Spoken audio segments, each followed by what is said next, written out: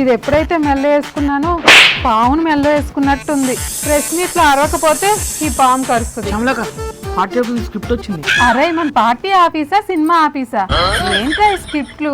అంటే సాయన వెళ్ళిపోతున్నాడు కదా, దాని గురించి మాట్లాడాలి సీరియస్ గా. రేపో మాపో నేనే వెళ్ళిపోదాం అనుకుంటున్నా. వెళ్ళిపోయిన వాడి గురించి ఏం మాట్లాడాలిరా?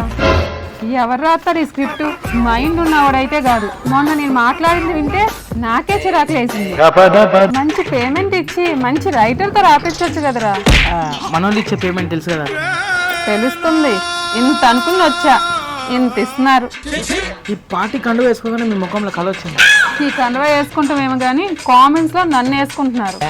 ఒకసారి చదవరా. పార్టీ నుంచి అస్తమించిన సాయిరెడ్డి ఆయన పైకి పోలేదురా, పార్టీ నుంచి బయటికి పోయాడు. దానికి అస్తమించడం అని రాయడం ఏంట్రా? నువ్వు క్లారిటీ కోసం అడిగావు కానీ అన్న అయితే డైరెక్ట్ చదివేవాడు. ఆయన అలా ఉన్నాడు కాబట్టి మన పార్టీ ఇలా ఉంది.